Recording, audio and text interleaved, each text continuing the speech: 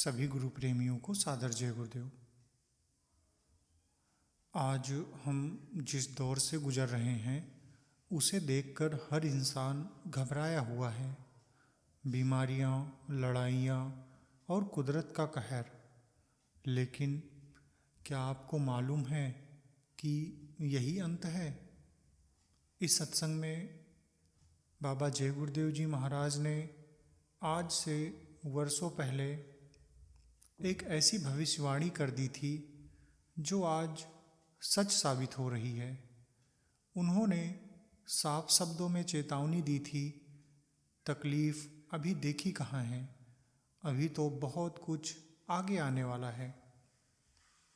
स्वामी जी ने पूरे हिंदुस्तान का पैदल और काफिलों में सफ़र किया, लोगों की नब्ज टटोली और बताया कि अगर इंसान ने अपनी इंसानियत नहीं सुधारी, अगर उसने शराब और मांस नहीं छोड़ा और अगर उसने उस किराए के मकान यानी अपने शरीर को असली मालिक को नहीं सौंपा, तो आने वाला समय बहुत भयानक हो सकता है। यह सत्संग कोई साधारण प्रवचन नहीं है, यह एक समय की पुकार है। इसमें स्वामी जी ने न केवल आने वाले खतरों से आगाह किया है, बल्कि उससे बचने का, उस आग से सुरक्षित निकलने का एकमात्र रास्ता भी बताया है। क्या है वह रास्ता और क्यों कहा बाबा जी ने कि 40 साल की फाइलें अब खुलने वाली हैं। अपने और अपने परिवार के भविष्य के लिए इस वीडियो को एक पल के लिए भी स्किप मत कीजिएगा। यह संदेश आपकी ज़िंदगी बदल सकता है। अगर आपको यह वीडियो पसंद आता है तो आप जय गुरुदेव इंस्पायर्स भारत चैनल को सब्सक्राइब करें, वीडियो को लाइक करें और अपने प्रेमीजनों तक इसको साझा करें। जय गुरुदेव। बच्चे और बच्चियां भगवान के नाम को बोलेंगे। पहले मैं बोलूंगा, उसके बाद आप।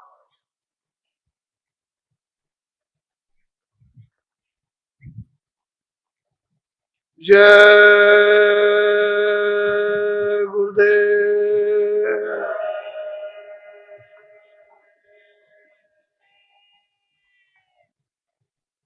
जय गुरुदेव।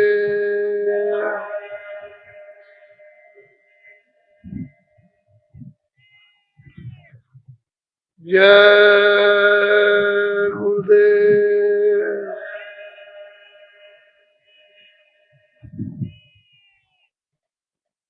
जय गुरुदेव नाम किसका?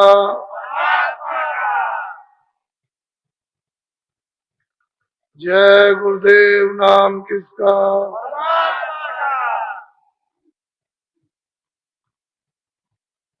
जय गुरुदेव नाम किसका?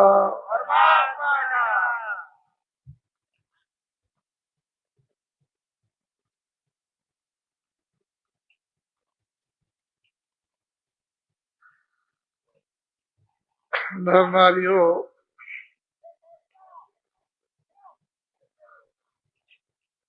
बच्चे और बच्चियों, आज का दिन, आज का समय हम सब लोगों के लिए बड़ा,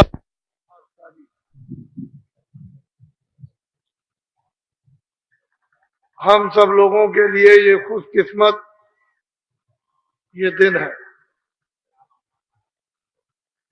परमपिता परमात्मा ने आपको एक महान निधि दे दी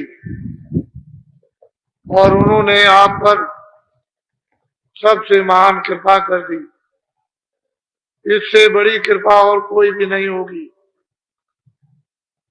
परमपिता परमात्मा ने ये अनमोल आपको ये मनुष्य,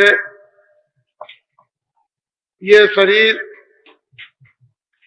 बेशकीमती ये जिस्म थोड़े दिन के लिए आपको दिया। ऐसी वस्तु धन दौलत से बनाई नहीं जा सकती। जब इतनी बड़ी चीज आपको दे दी और उसने आपको दो अधिकार पूरे पूरे दे दिए, एक अच्छे काम करने के, एक बुरे काम करने। बुरा से बुरा करो और अच्छा से अच्छा करो, उसकी तरफ से कोई भी बंधन नहीं,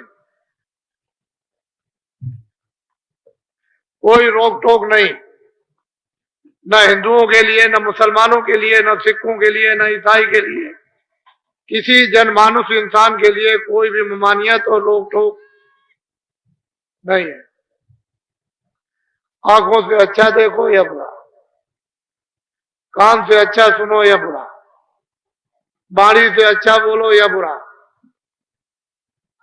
मन से अच्छा संकल्प करो या बुरा, बुद्धि से अच्छा विचार करो या बुरा, हाथ और पैरों से अच्छा काम करो या बुरा, आपको पूरा पूरा अधिकार उसने दे दिया।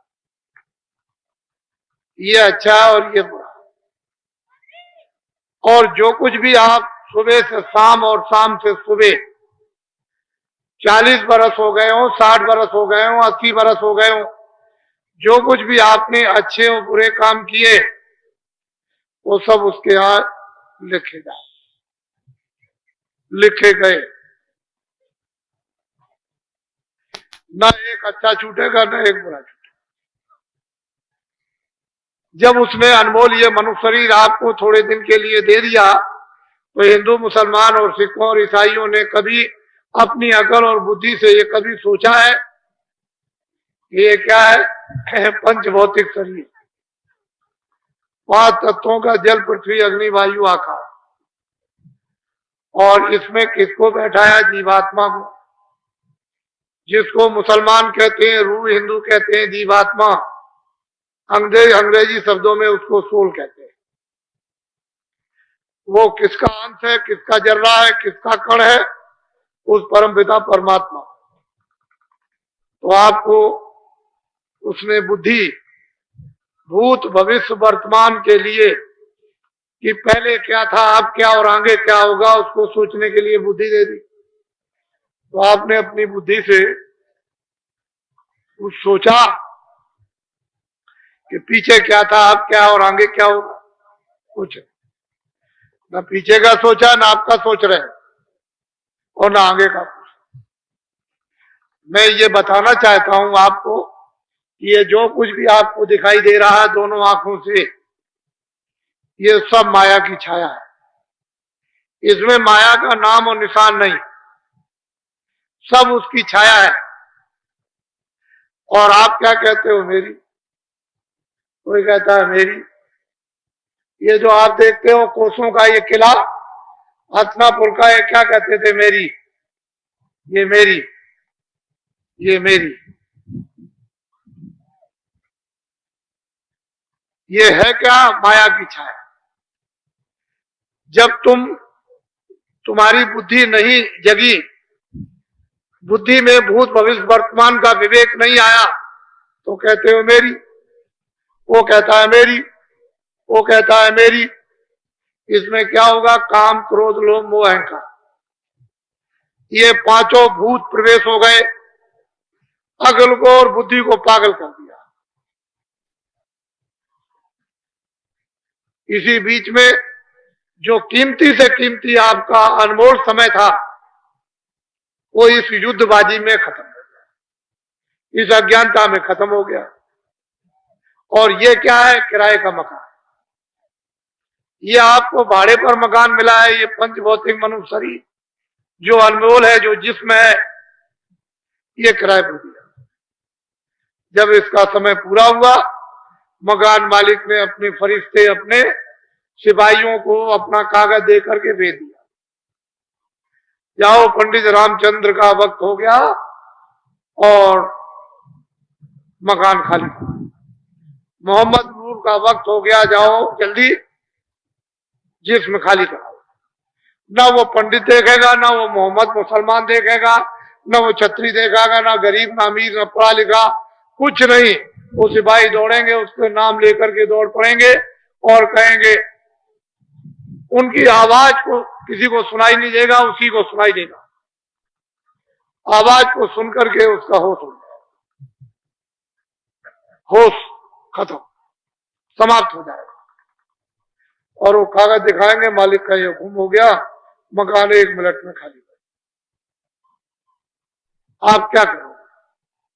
और वो सिपाही कुछ नहीं कर सकते, वो तो फरिश्ते हैं।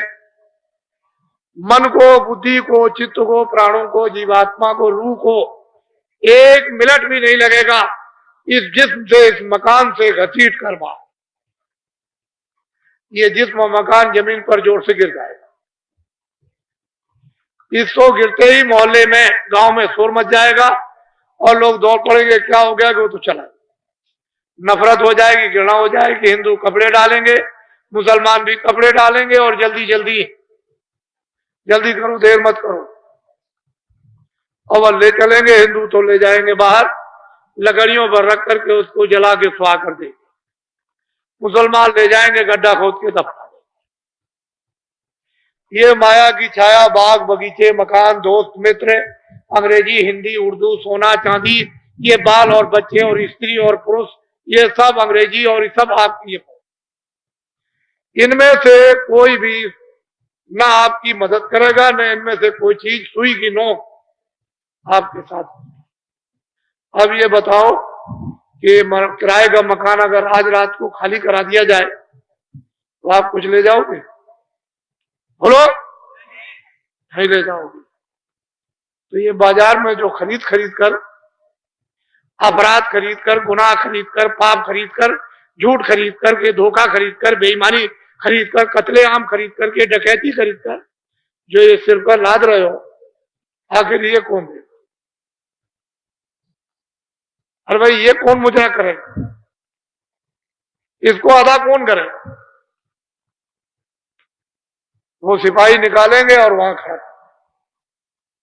40 बरस, 50 बरस, 60 बरस की फाइल, रजिस्टर तुम्हारा खुल जाएगा और तुमने क्या किसके साथ रात को, सुबह शाम, जबान से, हाथ से, पैर से, मन से, दिल से, दिमाग से तुमने क्या किया, किसों को मारा, काटा, धोखा दिया, वादा खिलाफी, चोरी की, बेईमानी की, वहां सब।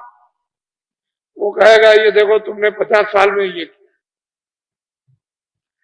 तुमको कोई फकीर, कोई महात्मा या रामायण या गीता या भागवत या कुरान या पुराण, किसी ने तुमको ये नहीं बताया कि अच्छा है ये बुरा? आप क्या जवाब दोगे? अरे भाई, किसी ने ये नहीं कहा ये पाप, ये पुण्य, ये मत करना, ये करना, आप उसके यहाँ क्या जवाब? सोचो कम से कम। ठीक है, तुम चोरी कर लो, डकैती कर लो, सामान ले आओ किसी के घर से, रास्ते चलते में लूट लो, मार दो, कत्ल कर दो, ठीक है। लेकिन जिन लोगों ने कत्ल किया, चोरी की, लाखों करोड़ों ले आए, जब मैं उनसे पूछता हूं कि भाई कुछ तुमने उसमें से बचाया, तो कहते हैं एक नया पैसा नहीं, घर का भी चला गया। तो आपको ये बात तो सोचना चाहिए कि कितनी चोरी, कितनी डकैती, कितने कत्ल, कितने झूठ, कितने ये सब, और फिर भी तुम्हारे पास कुछ नहीं रहा। वहां कौन जवाब देगा?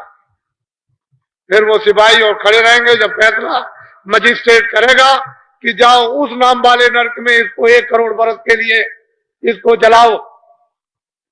फिर इसके बाद 1 करोड़ वर्ष के बाद उस नाम वाले नरक में इसको दोजख में ले जाओ, इसको काटना, उस नाम वाले नरक में इसको ले जाओ, इसको सड़ाना, तो 3-3 करोड़ बरस हो जाएंगे।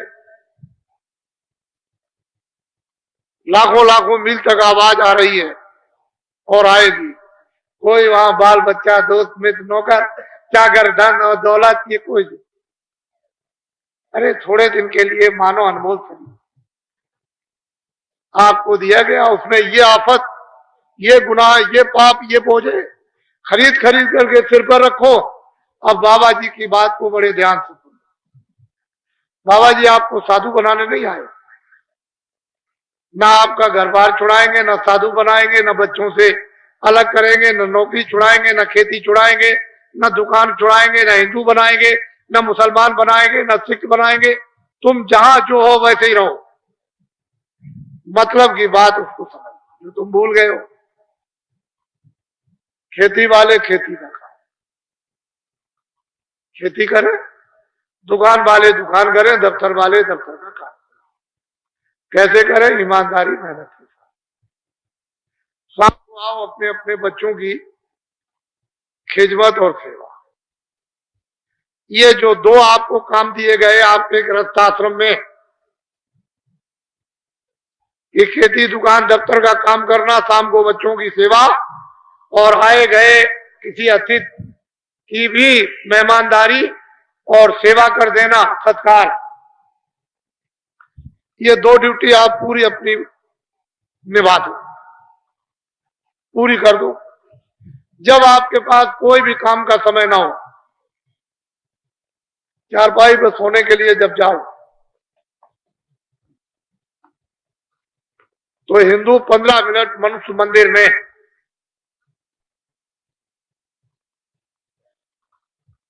भगवान का भजन आत्मा से करो। मनुष्य रूपी मंदिर में हिंदू 15 मिनट भगवान का सच्चा भजन, मुसलमान जिस्मानी मस्जिद में 15 मिनट सच्चे खुदा की इबादत, ईसाई इस बाडी में उस घाट की सच्ची 15 मिनट का, और सिख स्तन में सच्चे नाम की या गुरु ग्रंथ साहब की सच्ची, यानी सच्चा पाठ या सच्ची नाम की कमाई। चारों वर्गों के, चारों धर्मों के, चारों जातियों के लोग अपने अपने फकीरों, महात्माओं, उस्तादों और आचार्यों के मुताबिक खेती दुकान दफ्तर का काम, बाल बच्चों की खिदमत और सेवा, और शाम को सब भजन और इबादत और प्रार्थना और पाठ, ये सब के सब करने लगे तो दुनिया की सारी मुसीबत, सारी तकलीफ, सारी उलझन, लड़ाई झगड़े, मार पीट, ये सब खत्म हो सकता है। आप कहोगे कि बाबा जी आपने ये क्या कह दिया, हम भजन नहीं करेंगे। मुसलमान कहते हैं हम खुदा की इबादत नहीं करते। सिख कहते हैं कि ना हम नाम की कमाई करेंगे, ना हम गुरु ग्रंथ साहब का पाठ करेंगे। ईसाई कहते हैं हम चर्च में जाकर के प्रार्थना करेंगे नहीं, हमसे हो ही नहीं सकती। तो बाबा जी आपसे ये कहेंगे कि अभी आपने तकलीफ देखी कहां? ना आपने अकाल देखा, ना भूखमरी देखी, ना आपने सूखा देखी, ना आपने बीमारी देखी, ना आपने कत्लेआम देखा, ना हिंदू मुसलमान का लड़ना झगड़ना देखा, ना मारपीट आपने देखी। ये तो अभी आपने देखा नहीं, वो तो सब अभी आगे आने वाला। अगर बाबा जी की बात को हिंदुस्तान के विद्वानों ने नहीं सुनी, नहीं मानी, तो यही जो आप पहनते हो और आपकी देवियां मुसलमानों की ये औरतें पहनती हैं सोना और चांदी, ये सोना 10,000 रुपए तोला, वो भी शुद्ध नहीं मिलेगा, और चांदी 100 रुपए से ऊपर हो जाएगी तोला। तो आप एक तनाई में बैठ करके सोचना, जो असली चीज है, असली धात है, कोई कागज तो धात नहीं है, वो अगर इतना महंगा हो जाएगा तो देश का क्या होगा?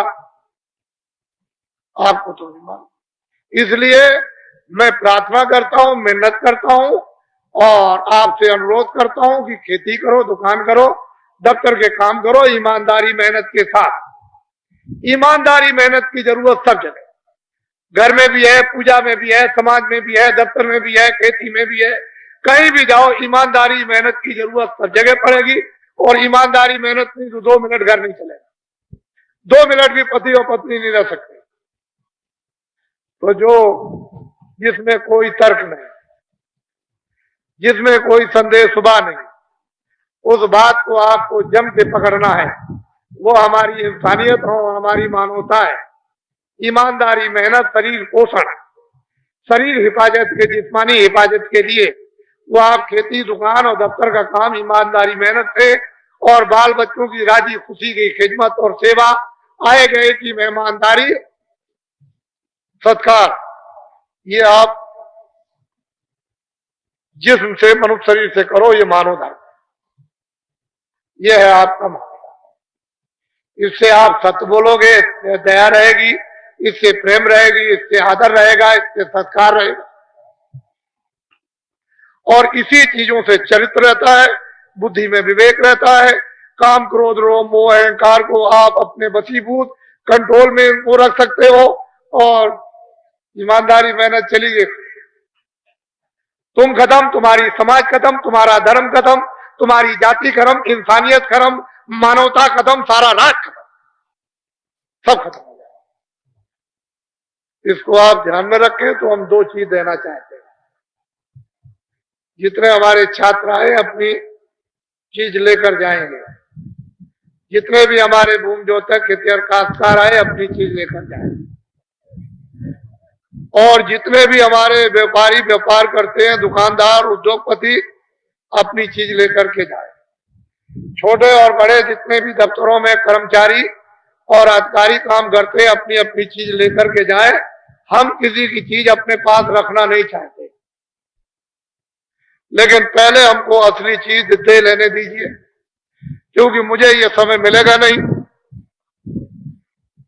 जब मुझे समय नहीं और मुझे अभी मिल गया तो ये आप अपना सौभाग्य समझो। मैं ये जानता हूं कि आपको लेना नहीं आता और दे दिया जाए तो रखना भी नहीं आता, ये मुझको मालूम है, ये हम सब जानते हैं। लेकिन मेरे पास समय नहीं है और उसकी मेहरबानी, उसकी कृपा, उसका आदेश, उसका हुक्म हो रहा है कि तुम हीरा बांट दो, अनमोल संपत्ति बांट दो, आत्माओं का धन, रूहों का खजाना बांट दो। तो मैं उसके हुक्म की मुझे तो तामील करनी है, अधूरी तो करनी है, आदेश का पालन करना। मेरे पास समय नहीं है, देश इतना बड़ा है, गांव इतने हैं, पूरब पश्चिम है, तो इसलिए मुझे पहले अनमोल वस्तु दे लेने दीजिए, क्योंकि ये अवसर कभी मिलेगा नहीं।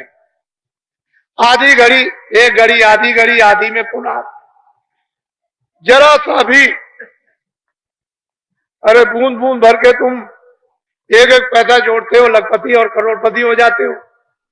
ये तो तुम्हारी आत्माओं का बिखरा हुआ धन, अगर कहीं उसको कण कण अगर जोड़ के जमा कर लो तो बूंद बूंद लोटा भर जाएगा, गड़ा भर जाएगा, तालाब भर जाएगा, समुद्र भर जाएगा। अरे मानव शरीर तो इसीलिए मिला था कि अब की बार अनंतों जन्मों के बाद कितने सज्जुग, कितने त्रेता, कितने द्वापर, कितने कलयुग बीत गए, ये मनुष्य शरीर से हाथ धो बैठे।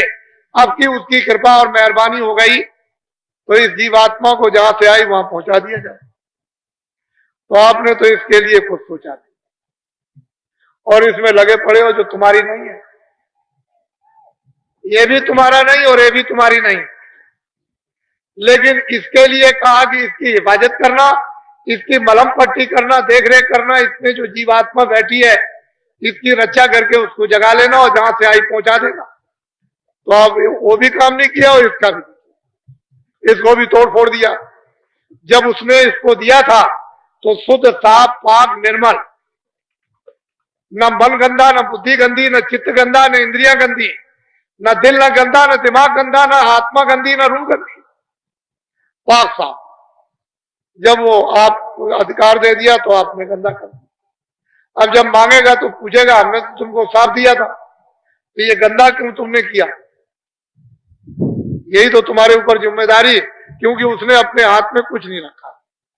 तो अमोलक वस्तु, आपके पास समय कहा, आप सुबह से शाम तक ये बेचारे जो आए हुए हैं भूमि जोतक अपने अपने दर्द को, अपने अपने कैंसर को, अपनी अपनी बीमारी को, अपनी अपनी तपेदिक को सख्त पर पटको, ताकि हम ये समझ जाएं कि तुमको ये तपेदिक हो गई, तुमको ये कैंसर हो गया, तुमको ये फोड़ा हो गया, तुमने इतना मवाद है।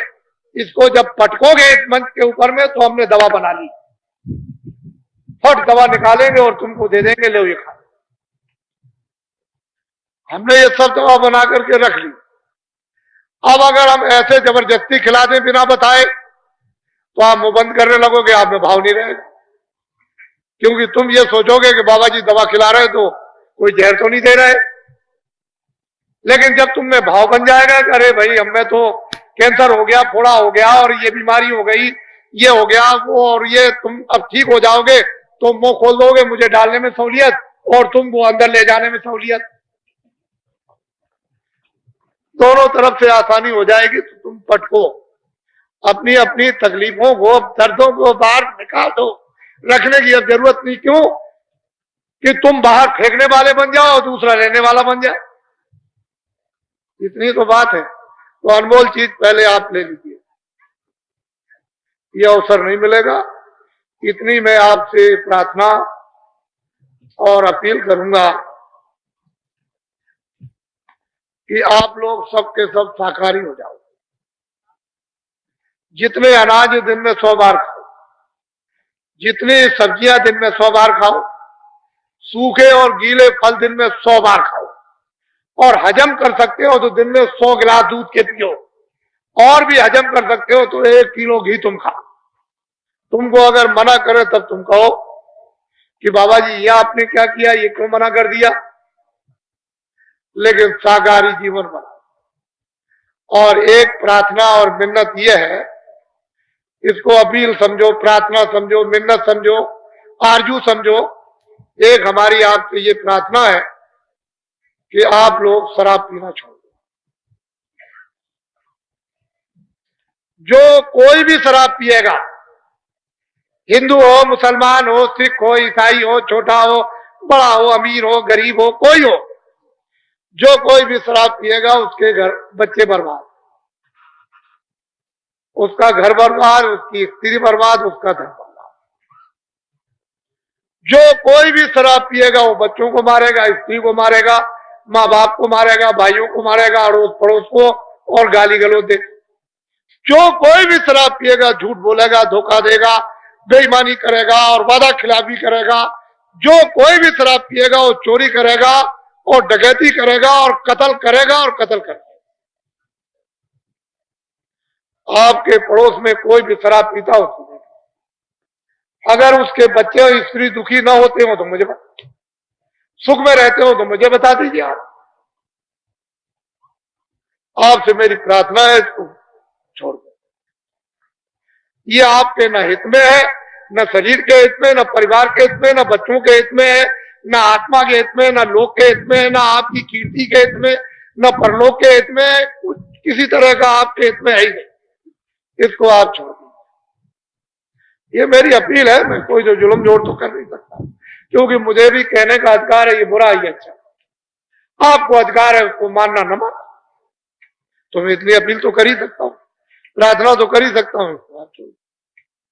फिर दिन में आप खेती करो, दुकान करो, दफ्तर का काम करो, बच्चों की सेवा करो, और शाम को भगवान का जिस तरह से बता दिया जाए 5 मिनट, 10 मिनट, 15 मिनट बैठकर सुबह शाम को लेटकर खेत में, खलिहान में, जहां कहीं भी समय आपको मिल जाए वो भगवान का भजन। अगर तकलीफ में चली जाए तो मुझसे कहना,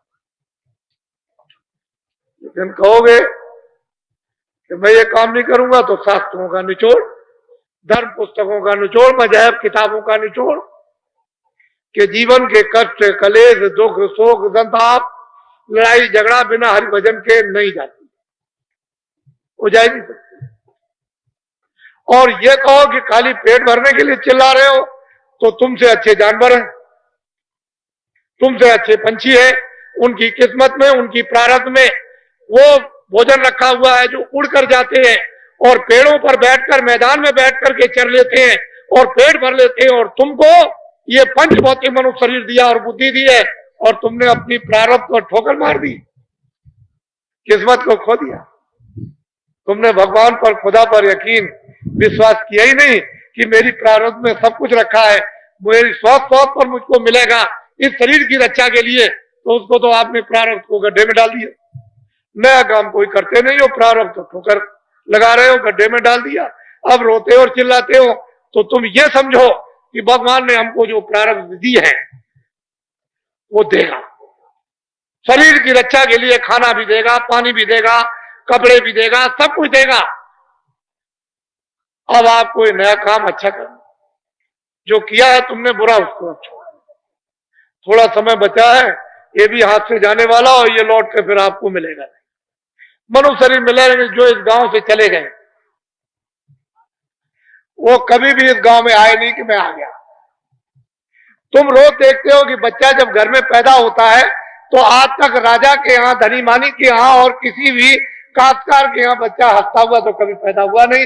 जितने भी बच्चे पैदा होते हैं सब रोते हैं। क्या तुमने अपनी बुद्धि से सोचा है कुछ लेके आया?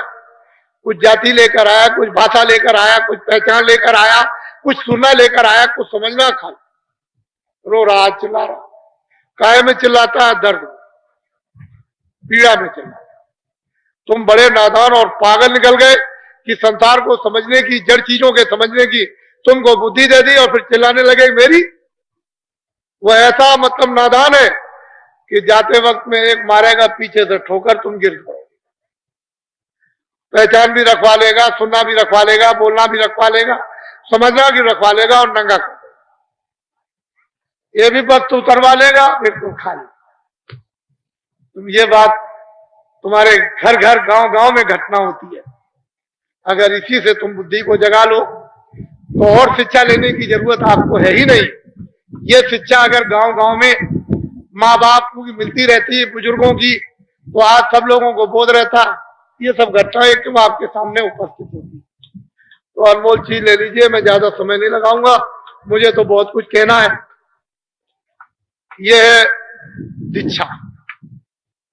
अभी जो दूंगा दीक्षा, मंत्र, उपदेश, आत्मधन। अब ये कलयुग में ना दीक्षा है, ना वो मंत्र है, और ना गुरु दीक्षा है, और ना उपदेश है। ये है नामदान। इससे बढ़कर के दूसरा कोई दान नहीं। और ये हीरे और जवाहरातों को आप इस मिट्टी के कण कण को बना लीजिए और ऐसे बांटते फिरिए तो आपको ये चीज नहीं मिलेगी। ये हीरे और सोने चांदी से नहीं मिलती।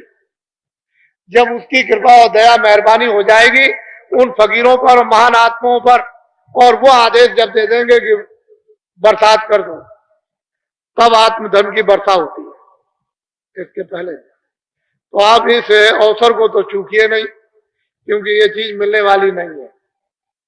और जो मिल रही उसको संभाल के रखिएगा, फेंक मत दीजिएगा। ये मैं जानता हूं कि महात्माओं का परिश्रम, मेहनत व्यर्थ नहीं जाती। उनकी मेहनत, जो बीज डाल देते हैं पड़ा रहेगा, जब वो ऋतु और मौसम आएगा तो बीज जम जाएगा। इसलिए महात्माओं की मेहनत, परिश्रम कभी व्यर्थ है किसी भी युग में। सतयुग हो, त्रेता हो, द्वापर हो या कलयुग हो, उसमें जब बेकार नहीं जाएगा। पर आप उसका उपयोग क्यों न ले लो उपस्थिति में, मौजूदगी में। ये नहीं कि आपने कोई बड़ी चीज पाई और उसको रख दिया और फिर उसके बाद जब समय आया, आपको चेतना आई तो कहे भाई हमारी तो चीज कहाँ है, तो ढूंढने लगे, वो तो अब गायब हो गए। फिर अफसोस करते रह जाओ। और समय उतना ही है, सीमित। दूसरा समय तो आपको मिलने वाला नहीं। तो इसलिए अमोलक वस्तु ले लीजिए, ये नामदान, ये सर्वोपरि नामदान। इससे बड़ा और कोई दान नहीं। सारे संसार की बादशाहत आपको दे दी जाए तो कण के बराबर भी नहीं। ये नामदान है, सच्चा आत्माओं का धन। उसको आप प्राप्त कर लीजिए बड़ी श्रद्धा के साथ, प्यार से। जो मैं परमात्मा का नाम बोलूंगा सब लोग एक साथ एक आवाज में बोलना। जो भगवान का नाम मैं बोलता जाऊं आप बोलते जाना। जब मैं चुप हो जाऊंगा तो आप भी चुप हो जाना। लेकिन सबकी आवाज एक साथ निकलनी चाहिए, जिससे मैं ये समझूं कि आप नाम का शुद्ध उच्चारण कर रहे हो। इसमें हिंदू हो, मुसलमान हो, सिख हो, ईसाई हो, कोई भी हो, किसी को परहेज करने की जरूरत नहीं है, घृणा करने की कोई जरूरत नहीं। सबके लिए सब चीजें आ जाएंगी। लेकिन पहले जो बोले उसको सब लोग एक साथ बोलना, आगे पीछे, क्योंकि आप दूर दूर से चल करके आए हो। अब आप इन बातों को ध्यान से नोट करो। मेरे पास में कोई जाति, इस किराए के मकान का नाम तुलसी था। आश्रम मथुरा में है। मैं अपना परिचय दे रहा हूं और यहीं से आपको एक दूसरा खंड प्रारंभ करने जा रहा हूं। इस किराए के मकान का नाम तुलसीदास, आश्रम मथुरा में है। सारे हिंदुस्तान में जय गुरुदेव नाम का प्रचार करता हूं। ना मेरा नाम ना आपका नाम, उस परमपिता परमात्मा का, उस ब्रह्म का, उस सर्वशक्तिमान, उस खुदा, उस गाड का। मैंने अपना पूरा परिचय आपको दे दिया। मेरे पास जाति कोई बच्चा नहीं। मुझे न राष्ट्रपति की ख्वाहिश, न प्रधानमंत्री की ख्वाहिश, न मुझको राष्ट्रपति बनना, न मुझको प्रधानमंत्री बनना।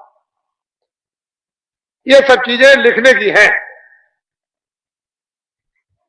मेरे पास कोई बच्चा नहीं है कि मैं झूठ बोलूंगा, धोखा दूंगा, बेईमानी करूंगा, चोरी करूंगा, वादा खिलाफी करूंगा, आपको ठगूंगा, आपको धोखा दूंगा, आप पर डकैती डालूंगा।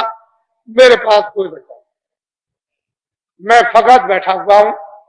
मैं तो ये समझता हूं कि ये जितने भी खड़े और बैठे हैं सब मेरे बच्चे हैं।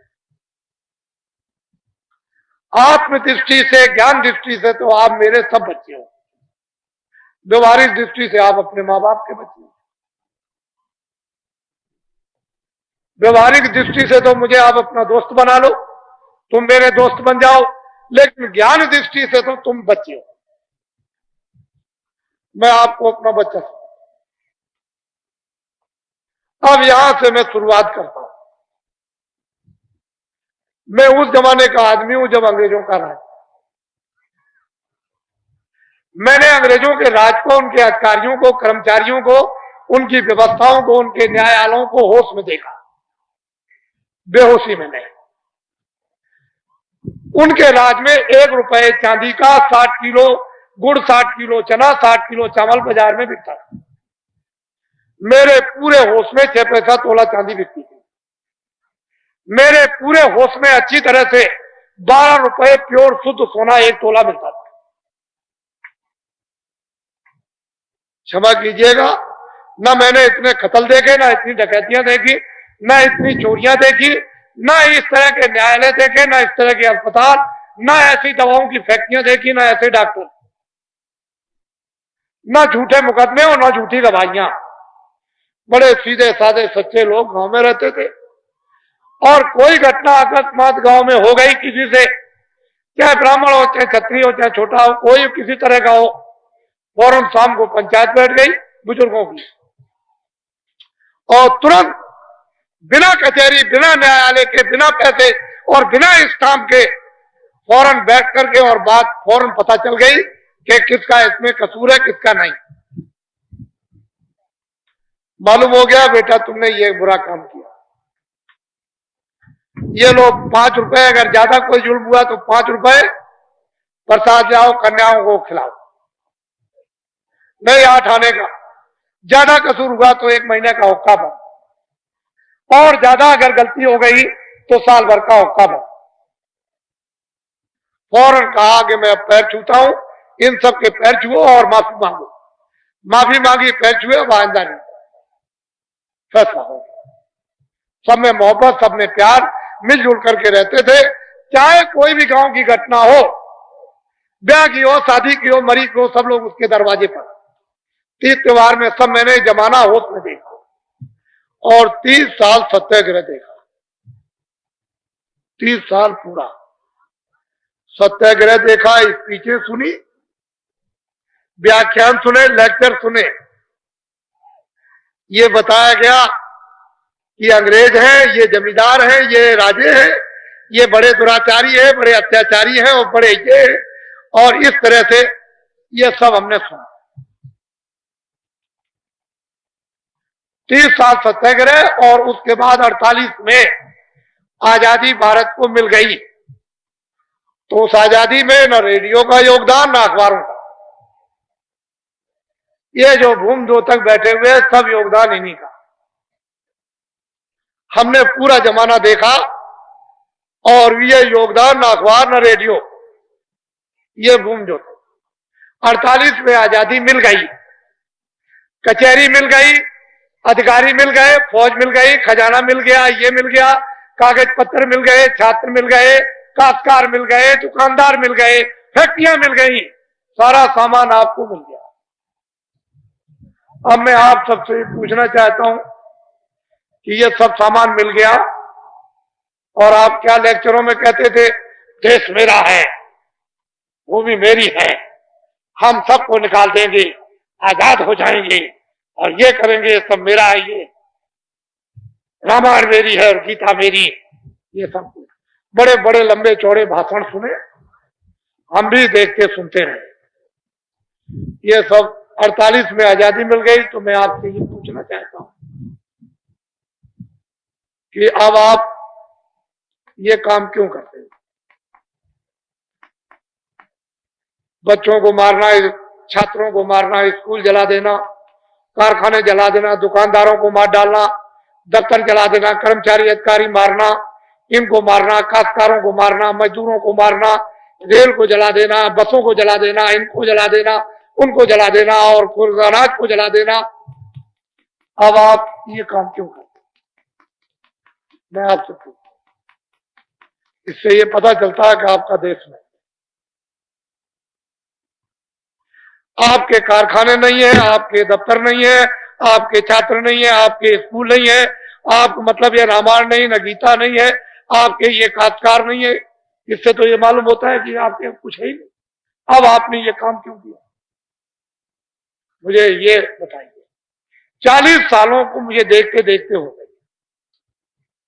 ये सारा बोझा आंदोलन का, हड़ताल का, तोड़ का, फोड़ का, राजनी का, मार का, पीट का, कत्लेआम का, मैंने इन सब का आंकड़ा निकाल रखा है कि 40 सालों के अंदर इस प्रजातंत्र में इतना आदमी, इतना छात्र, इतने कर्मचारी अधिकारी, इतने काश्तकार, इतने बच्चे, इतने मजदूर मारे गए कि अंग्रेजों के पौने 200 साल में नहीं मारे गए।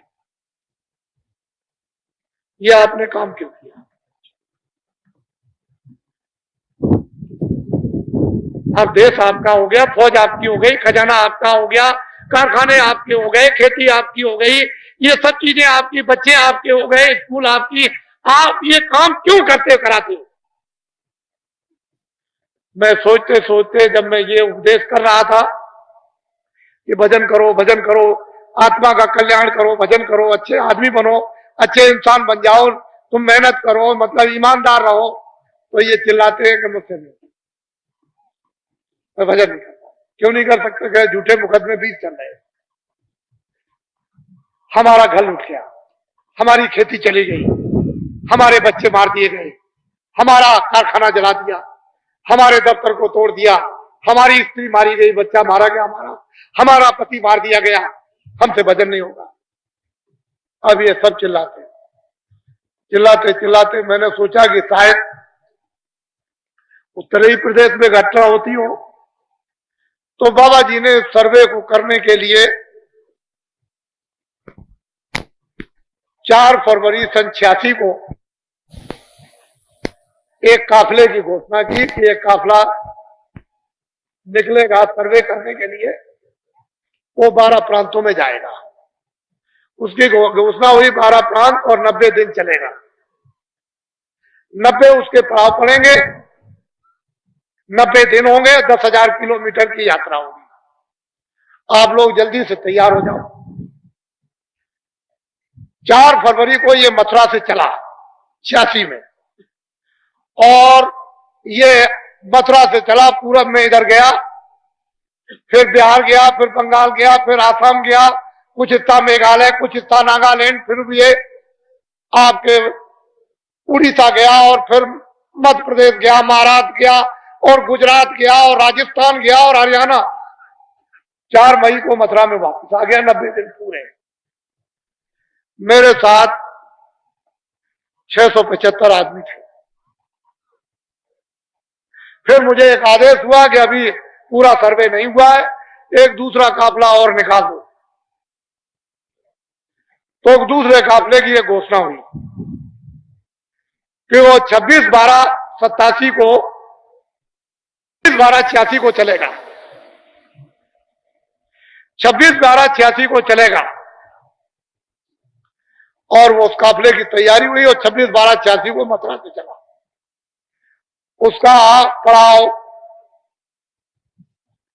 27 और 28 को अयोध्या में सरजू जी के किनारे। इतना आदमी इकट्ठा हुआ सरजू जी के किनारे अयोध्या में कि दोनों मेले पीछे हो गए। इतना दोनों मेलों में आदमी इकट्ठा नहीं होता जितना कि 27 और 28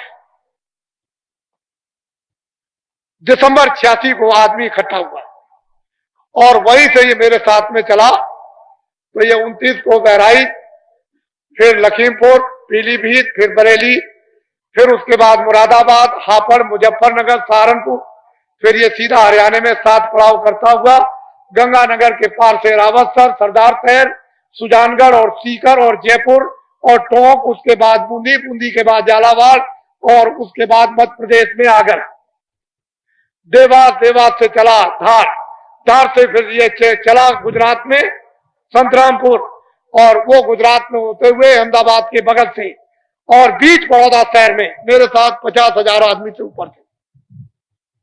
50,000 आदमी से ऊपर थे मेरे साथ। 80 दिन का कार्यक्रम था, 8,000 किलोमीटर की यात्रा थी और 80 पड़ाव थे। अब ये गया महाराष्ट्र में, फिर इधर गया गुजरात, महाराष्ट्र और कर्नाटक गया मेरे साथ 50,000 आदमी से ऊपर। कर्नाटक से फिर उसके बाद फिर आया मध्य प्रदेश में, फिर उसके बाद में चला गया उड़ीसा और उड़ीसा के 7 जिले किए। उड़ीसा से बंगाल, बंगाल से बिहार और बिहार से 15 मार्च को सन 87 में त्रिवेणी संगम इलाहाबाद में इसका समापन निर्विघ्न, कोई रास्ते में विघ्न, किसी प्रांत में विघ्न नहीं।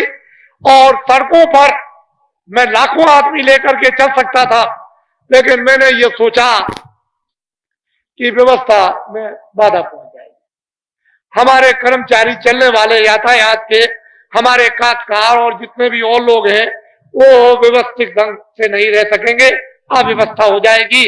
तो इतना ही, किसी काश्तकार में, सेठ साहूकार में, कर्मचारी, अधिकारी, किसी भी 14 प्रांत में कोई किसी तरह की बाधा नहीं।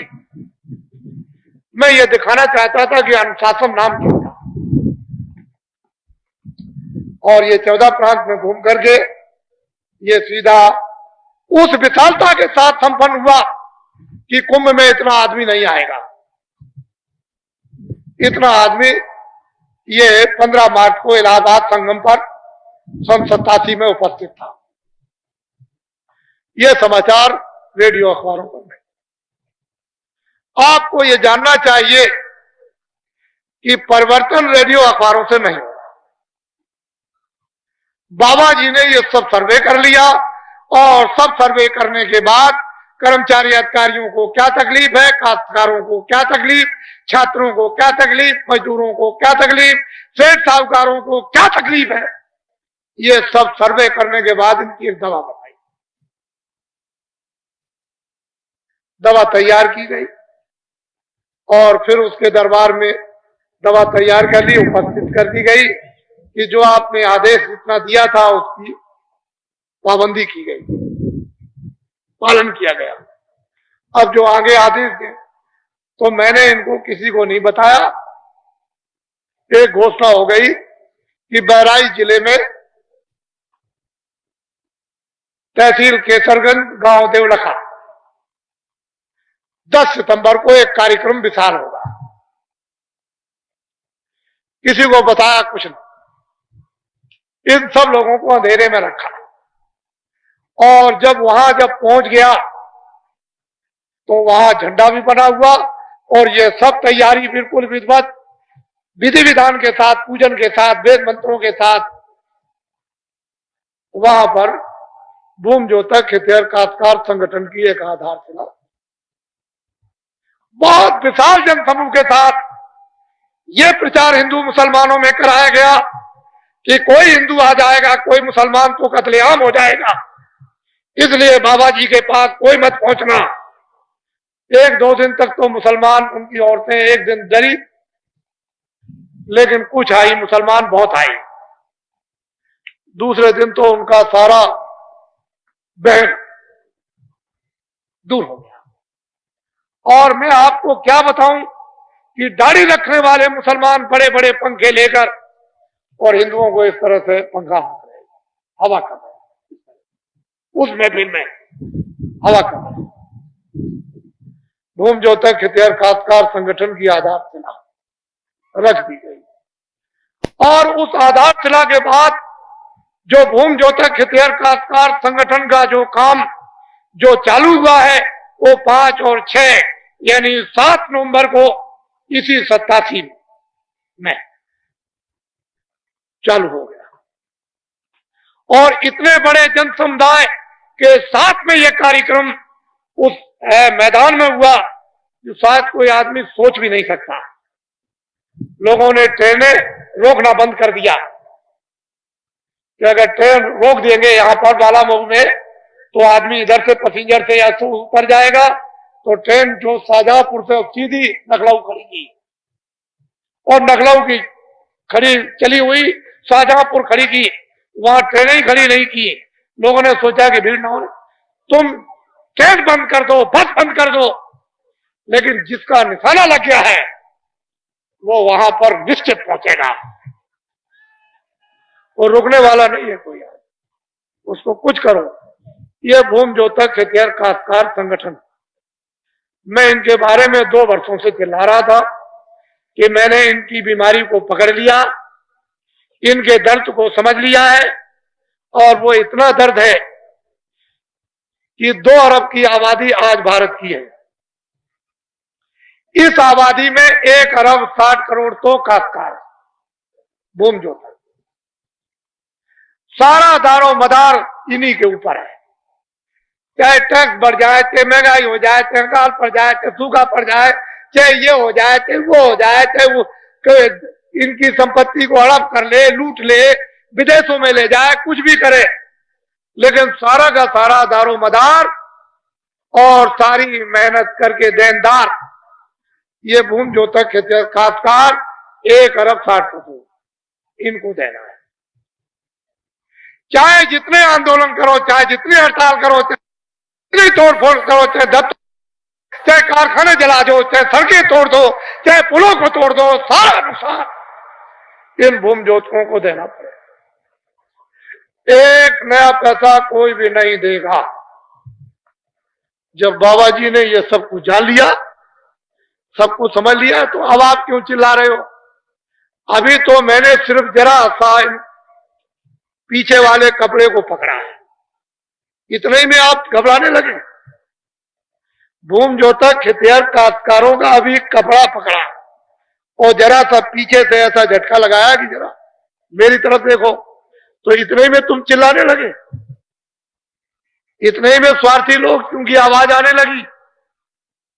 इसलिए हमने इस झंडे के नीचे, आपको तो पता नहीं कि क्या होने वाला और क्या होगा। चलो जंगलवासियों, आप हमारी तरफ ध्यान रखें। ये सारी की सारी जिम्मेदारी का भार इन हुकूमत करने वालों ने इन भूमि ज्योतक हितैषी काश्तकारों पर सारा डाल दिया और ये विदीर्ण हो गए, परेशान हो गए, तकलीफ में हो गए। बाबा जी ने इनके लिए दवा तैयार की है। हम दवा बना रहे थे, किसने कुछ दवा बनाई होगी, हस्तिनापुर में कौरवों पांडवों को समझाया होगा, को दवा बनाई होगी। राम ने जब जंगलों की तरफ दक्षिण में गए तो कुछ बंदरों से कुछ उनको बताया, कुछ समझाया बुझाया होगा। तो आपने तो ये कुछ ना राम का इतिहास और बालों के इतिहास को न भूले। आपने तो ये सब देखा था। बाबा जी तैयार थे, मुझे तो दवा कराकर उनका उपयोग करा देना है। मुझे कोई रोकराज नहीं, बड़े ध्यान से सुने आप देशवासियों, छोटे बड़े, हिंदुओं मुसलमानों की कोई ईसाई, एक रास्ते से आए, एक ही रास्ता जाने का। तुम सबका भगवान, तुम सबका खुदा, तुम सबका काल, तुम सबका रूप एक ही है। न जानने के कारण अलग अलग हो जाएंगे, अगर जान लिया जाएगा तो अपनी अपनी जगह बैठे रहो। कोई तो छुपाया अखबार और रेडियो पर कि अगर ये गजट कहीं रेडियो अखबार पर बोल दिया गया तो दुनिया के लोग तमाम जान जाएंगे और हलचल दुनिया में मच जाएगी। हमने सब सर्वे कर लिया, ये नहीं अब दे सकता, देने योग नहीं, इतने दिया या इतने नहीं लिया ये छोड़ दीजिए। कितने लाखों आदमियों ने एक नया पैसा कर्जा नहीं लिया, लेकिन लाखों आदमियों के नाम चढ़ा हुआ है। बाबा जी इन सब चीजों से अवगत है, हमको इसके विस्तार की जरूरत नहीं। हमने तो सिर्फ इतनी प्रतिज्ञा की है, कहा भूम ज्योतक हितैषी काश्तकारों, मैंने तुम्हारे इस झंडे की आधारशिला रख दी और काम इस झंडे का प्रारंभ कर दिया। भूम ज्योतक हितैषी काश्तकारों, तुम अपना झंडा अपने हाथ में ले लो। सबसे पहला काम भूम ज्योतक हितैषी काश्तकारों का क्या है कि अपने झंडे को लेना। इनका देश में कोई भी झंडा अभी तक नहीं, इनके नाम से जितने भी झंडे हैं, ब्लाउज के, पेटीकोट के, चोटी के, धोती के, वो तो दिल्ली और लखनऊ चले गए और अखबार रेडियो वहीं से बोलते रहते हैं, लेकिन इनका झंडा कोई नहीं। ये झंडों के नीचे मरीज बनकर दवा मांगते रहे, जब दवा नहीं मिली तो उसने कहा इधर आओ। दूसरे झंडे के नीचे चले गए, जिंदाबाद मुर्दाबाद, वहां से भी निकल भगे। तीसरे ने कहा इधर आ जाओ, हम तुम्हारे ये पूरा कर देंगे। वहां जिंदाबाद मुर्दाबाद, वहां भी कुछ पूरा इन विचारों का नहीं। चौथे झंडे के नीचे चले गए, जिंदाबाद मुर्दाबाद ये करते रहे और 40 वर्षों में मैं ये तमाशा देखता रहा। मैंने ये प्रेरणा देना शुरू ये कर दिया कि भूम ज्योतक हितैषी काश्तकारों, मेरा झंडा नहीं, मैं तुम्हारे झंडे के नीचे मैं भी हूं, तुम अपना झंडा हाथ में पकड़ लो। इन भूम ज्योतक 1 अरब 60 करोड़ भूम ज्योतकों ने यदि अपना झंडा पकड़ लिया और सबके झंडे से ये निकल भगे, तो मैं इनको ये विश्वास दिलाना चाहता हूं और विश्वास दिलाता हूं और इस भूम ज्योतक झंडे के नीचे ये प्रतिज्ञा करता हूं कि जितने भी नीले पीले झंडे लोगों के होंगे वो सब के सब ये जब झंडा अपना पकड़ लेंगे तो वो झंडे अपने सब फेंक देंगे और इनके झंडे के नीचे खड़े हो जाएंगे और फिर वो इन झंडों के नीचे मरीज बनकर रोते हुए दवा मांगेंगे कि हमारे दर्द की अब तुम दवा दे दो। अब ये तो इनके ऊपर है दवा दे ना दे।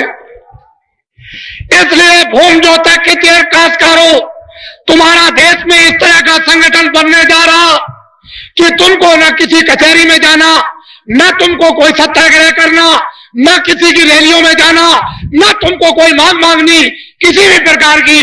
लग जाने दो, चाहे बिजली पे बढ़ जाए, चाहे खेती पे बढ़ जाए, चाहे सिंचाई पे बढ़ जाए, चाहे कोई भी चीजें तुम्हारी महंगी हो जाए, तुम गन्ने का दाम तुमको मिले या न मिले, इसको तुम छोड़ दो। केवल अपना झंडा अपने हाथ में ले लो और गांव की तरफ वापस लौट आओ, वापस गांव की तरफ आ जाओ। जितने भी हिंदुस्तान के राजनीतिक अगर इनको दिल्ली और लखनऊ छुड़ाकर और तुम्हारे झंडे के नीचे हाँ होकर के न दिखा दूं तो बाबा जी को बाबा जी न कहे। आप ये झंडा आप पकड़ लो, मेरा झंडा नहीं, आपका झंडा। ये जय गुरुदेव भगवान का झंडा है, मैं भी उसके नीचे, वो दूरदर्शी अलग झंडा, वो तुमको पूरा सहयोग देंगे, पूरी मदद करेंगे।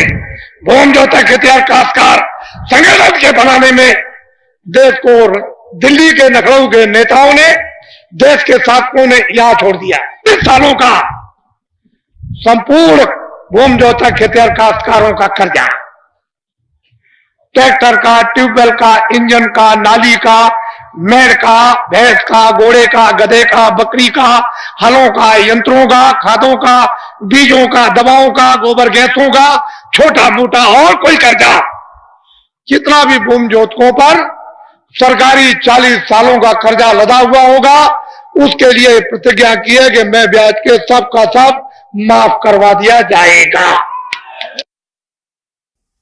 सादर जय गुरुदेव प्रेमियों, अभी आपने उस महापुरुष की वाणी सुनी जिनकी नज़र भूत, भविष्य और वर्तमान तीनों पर थी। बाबा जी ने आज हमारी सोई हुई आत्मा को झकझोर कर रख दिया है। पूरे सत्संग का निचोड़ और चेतावनी इन चंद मिनटों में बहुत गहराई से समझने की ज़रूरत है। सबसे पहली और कड़वी सच्चाई, यह शरीर किराए का मकान है। हम जीवन भर मेरा मेरा करते हैं, दीवारों पर अपना नाम लिखवाते हैं, लेकिन जब मालिक परमात्मा का नोटिस आएगा, यानी जब यमराज के दूत आएंगे, तो एक सेकंड भी मोहलत नहीं मिलेगी। बाबा जी ने चेतावनी दी है कि जो पाप, जो गुनाह, जो धोखे हमने दुनिया से छिपा कर किए हैं, वहाँ उनकी पूरी फाइल खुल जाएगी। वहाँ कोई वकील, कोई रिश्वत नहीं चलेगी। इसलिए वक्त रहते चेत जाओ। दूसरी बड़ी चेतावनी समाज और अन्नदाता के लिए। स्वामी जी ने भविष्य देख लिया था कि आने वाले समय में किसान और मजदूर सबसे ज़्यादा पिसेंगे। उन्होंने साफ कहा है कि जब तक हम राजनीतिक झंडों के नीचे बंटते रहेंगे, हम सिर्फ मरीज बनकर दवा मांगते रहेंगे। जिस दिन यह समाज, यह किसान अपने एक झंडे के नीचे, आध्यात्म के झंडे के नीचे आ गया, उस दिन किसी के आगे हाथ फैलाने की जरूरत नहीं पड़ेगी। यह संकेत है कि उस आने वाले परिवर्तन का, जिसकी नींव स्वामी जी महाराज ने वर्षों पहले रख दी थी। तीसरा और सबसे जरूरी उपाय, सुरक्षा कैसे मिलेगी। स्वामी जी ने साफ कहा है कि आने वाला समय बहुत खराब है। अगर आप उस आग से, उस तकलीफ से बचना चाहते हैं जिसकी चेतावनी उन्होंने दी, तो आज ही 2 संकल्प लेने होंगे। पहला, शाकाहारी बने। किसी बेजुबान को मारकर अपना पेट मत भरो, वरना उसका हिसाब चुकाते चुकाते जन्म बीत जाएंगे। और दूसरा, नशा मुक्त बने। शराब सिर्फ धन नहीं, बल्कि धर्म, परिवार और बुद्धि सबका नाश कर देता है। स्वामी जी ने कहा था, मैंने दवा बना ली है। वह दवा है नाम की कमाई, सदाचारी जीवन। जो इस रास्ते पर चलेगा, आने वाला समय चाहे कितना भी भयानक हो, उसके सिर पर गुरु का हाथ रहेगा, उसका बाल भी बांका नहीं होगा। तो आज ये फैसला लीजिए, यह सत्संग सिर्फ सुनने के लिए नहीं, बल्कि जीवन बचाने के लिए है। अगर आपको लगता है कि यह चेतावनी और यह संदेश आज के समय के लिए ज़रूरी है, तो इस वीडियो को अपने हर दोस्त, रिश्तेदार और परिवार के सदस्य तक पहुंचाएं जिसकी आप परवाह करते हैं। क्या पता आपका एक शेयर किसी की सोई हुई तकदीर जगा दे। मालिक हम सब पर दया करें, हमें आने वाली मुसीबतों से बचाएं और सद्बुद्धि दें। कमेंट में जय गुरुदेव लिखकर अपनी हाजिरी जरूर लगाएं। जय गुरुदेव इंस्पायर्स भारत चैनल को सब्सक्राइब करें, ताकि आने वाले अन्य आध्यात्मिक संदेश आप तक पहुंचते रहें। सादर जय गुरुदेव।